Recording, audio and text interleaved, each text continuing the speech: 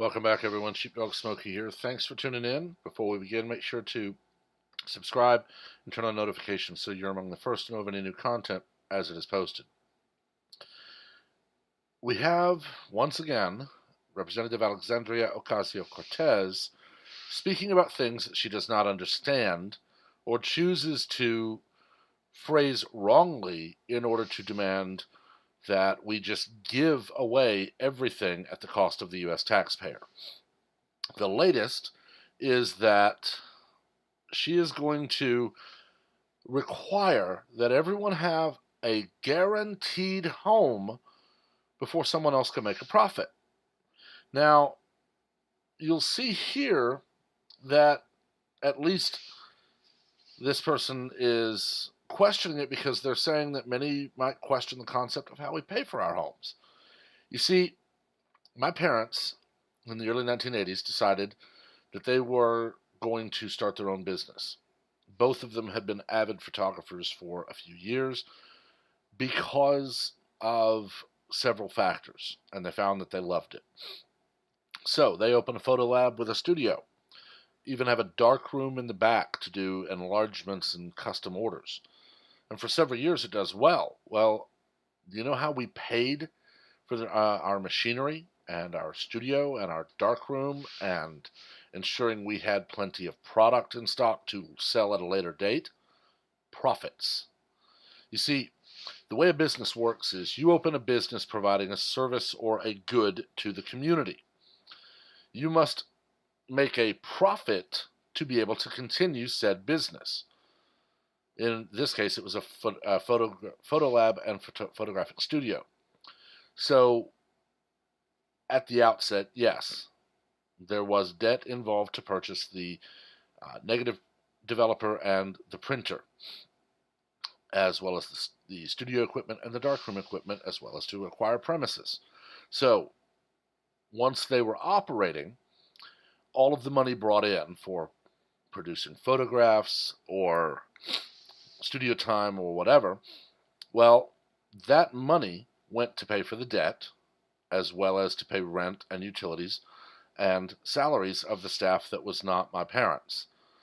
My sister and I did help here and there. I helped because I loved learning the business.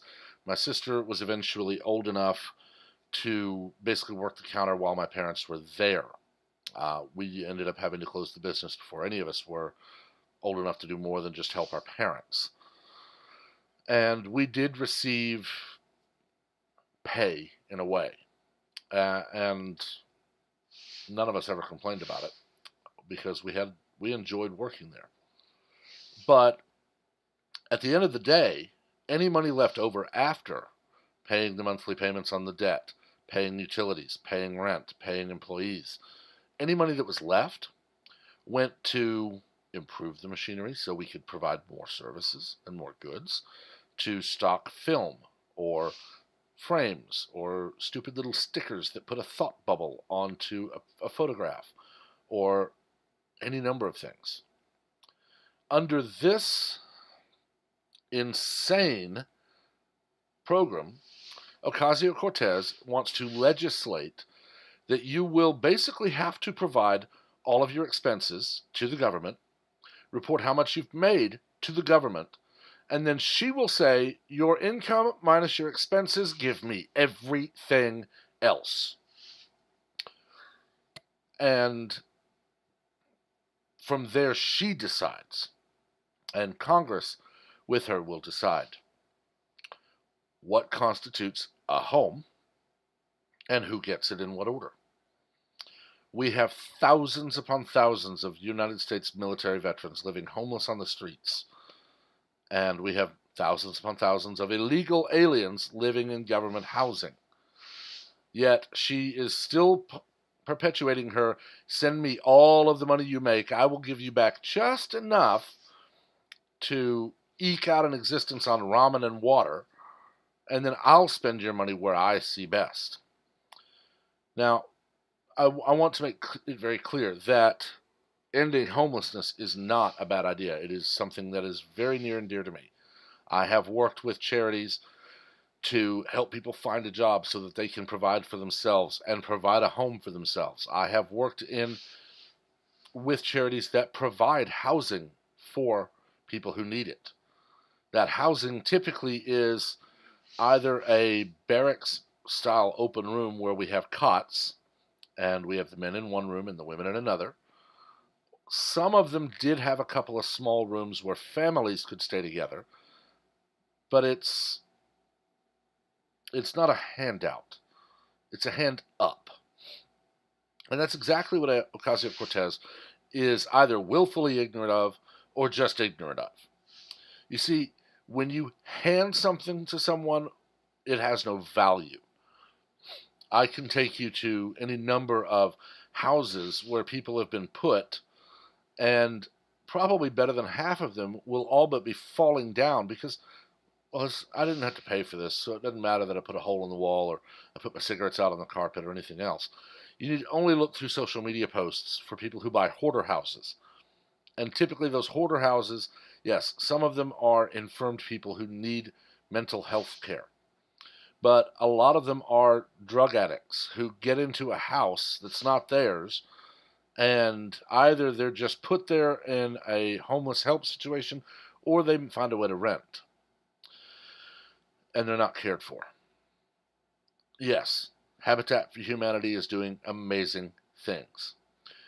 The Gary Sinise Foundation does amazing things, and I support him over Habitat because Gary focuses on helping veterans, and specifically disabled veterans, to get a house they can have a good life in. But the government is not who should be doing this. Okay? I don't want the government doing anything more than the bare minimum. The old saying, the scariest words in the English language are, "I'm from the government, I'm here to help." I choose to donate my time and my money to organizations that actually do help people in my community. And no, we're not building houses and giving them away to people. And that's not anything I would ever want to do. Habitat does some of that, but they also help people get jobs and become financially stable. Rather, I donate more of my time and money to organizations focused on the latter. Let's get you cleaned up. Let's get you sober. Let's get your resume worked on. Let's get you some training for a skill maybe. Let's get you working and providing for yourself. Because something given has no value, but something earned has no price. It's priceless. And I've watched as men and women who have come through these organizations, these charity organizations, I've watched as the life returns to their eyes, as they realize, I'm not on my own. I'm not alone. They come back. They volunteer. They come back and they thank the people who helped them. And that is because people who made a profit donated to those organizations. But this is what Democrats, liberals, socialists, whatever you want to call them, this is what they don't want. They don't want anyone doing anything unless approved by the government. It's pure 1984 politics, pure Orwellian politics. They will run every charity out of business. You want to donate clothes, you got to donate to the government. You want to donate your time, you go to the government. You want to donate money, well, you're already giving them your taxes, and there's nowhere else to donate money to. They will run every soup kitchen and every pantry at a church out of business because they can't stand that they aren't controlling the world. And if they get their way, if this happens, this will be the beginning of a world like 1984. A world where children are indoctrinated to inform on their parents. A world where workers who don't toe the party line find themselves out of a job and living in hiding from the government out to get them.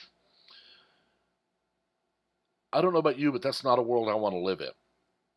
I've seen far more good done by charity organizations than the government has ever done. Okay? Some will argue that the New Deal and FDR's work with the TVA and other projects did amazing things, but it only was there because Roosevelt basically stepped up and said, I'm not going to let anyone do this, I'm going to do it. It may have taken a tad bit longer, but there would have been people who said, you know what, we need to build houses for a lot of people. How about I employ them to build their own house? And so on and so forth. The Grapes of Wrath is a wonderful book, and it looks at the Dust Bowl, and it looks at pre-World War II, when people were leaving their homes headed for agriculture states to pick oranges or peaches or apples for pennies, living in shanty towns, but they were living in a home they were providing for themselves. If you look at people just handed everything with no responsibility, they're going to never care for any of it. They're never going to have any drive to do anything more than the minimum.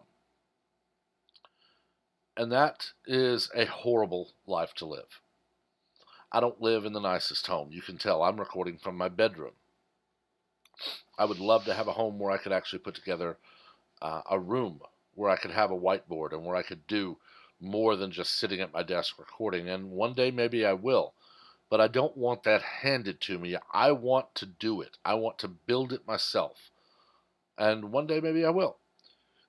But as long as we let people get into government who are either just ignorant of simple facts or willfully ignorant of simple facts and logic, we're going to have a tough time.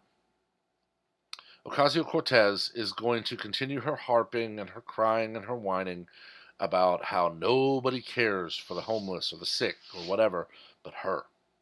And the only way to help anyone is her way. She is 29. Technically not young enough to be my daughter, but she is 13 years younger than me.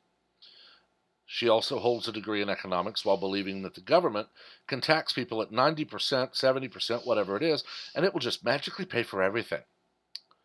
When we've had decades of the government taxing us at various percentages and we're still not performing correctly. This young woman has no idea how the world works. And it's really very sad. But I've talked long enough. Let me know what you think. Just remember, keep it civil. We do not learn from arguments, only from debate. As well as always, please remember to like and share, as well as to subscribe and turn on notifications. And until next time, everyone, have a wonderful day.